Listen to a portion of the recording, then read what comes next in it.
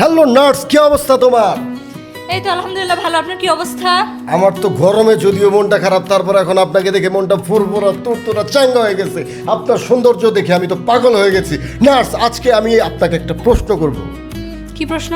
আজকের প্রশ্নটা হচ্ছে, আপনার এই সৌন্দর্যের সামনে কি আর পিছনে কি? আমার এই সৌন্দর্যের সামনেও আমি, পেছনেও আমি। এটা তো আমি দেখতেই পারতেছি, আমি তো ওটা বুঝাইতে চাই নাই। আমি যেটা বুঝাতে চেয়েছি সেটা হচ্ছে, আপনার এই সৌন্দর্যের রহস্য কি? আমার এই সৌন্দর্যের রহস্য আমার অডিয়েন্স। আমাকে তারা সুন্দর সুন্দর কমপ্লিমেন্ট দেয় যে আপনাকে খুব সুন্দর লাগে, আপনি একটা পরি, রাশিয়ান, পুকি। পুকি? হ্যাঁ সত্যি, পুকি টুকি এগুলোই বলে। পুকি মানে কি? পুকি মানে হচ্ছে একটু কিউটি কিউটি ব্যাপার। হ্যাঁ, এগুলো বলে দেখি আপনি সুন্দর আজকে। হ্যাঁ এইগুলা বলে দেন আমার ফেসে সবসময় লাবণ্যতা থাকে, এই জন্য সুন্দর লাগে। এই জন্য সুন্দর লাগে। এবার আপনাদের দৃষ্টিশক্তি সৌন্দর্য। কি কিউট। আচ্ছা ঠিক আছে, আমি মানলাম যে এই কারণে সৌন্দর্য, এই যে আপনাকে কারণে এই মেকআপের বাজারে তারা এত কষ্ট করে দেশের বাইরে থেকে যে মেকআপ ইম্পোর্ট করে দেশে নিয়ে আসে, এই কারণে যে মেকআপের বাজারে দাম কমে গেল, ঠিক আছে, তারা যে ব্যবসায় লস করলো, এই ক্ষতিপূরণ আপনি কি দিবেন? মেকআপ চলতেছে, মেকআপ চলার মতন চলতেছে। আমিও মেকআপ করি টুকটাক, হালকা পাতলা। আগে তো বেশি করতেন। যেমন আপনি যে বুঝাইতে, তার মানে আপনি বুঝাইতে চাইতেছিলেন কি, যে আমার ভাই বেরাদাররা আপনার দিকে তাকাই দেখে সুন্দরভাবে তাকায়, আপনাকে রাশিয়ান বলে, পুকি বলে, পুকি এগুলা বলে, এই কারণে আপনাকে অনেক কিউট লাগে, তাই না?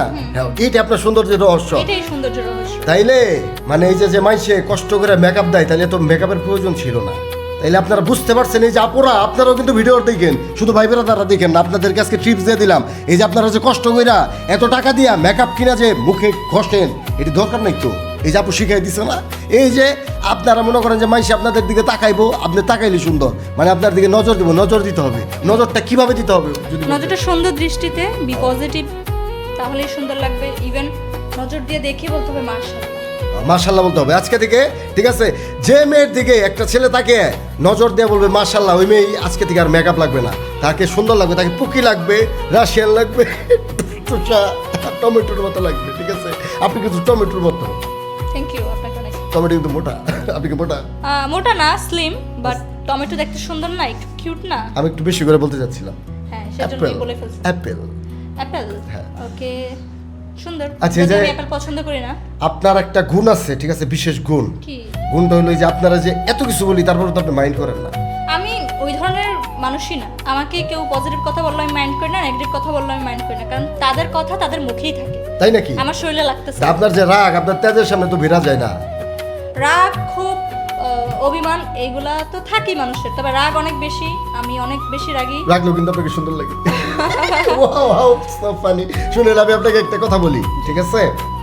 এই যে আপনার সৌন্দর্যের রহস্যটা যে মানুষকে বলে দিলেন, এখন থেকে তার বাজারে কেউ মেকআপ কিনবে না। আপুরা, আপনারা কিন্তু আর মেকআপ কিনবেন না, ঠিক আছে?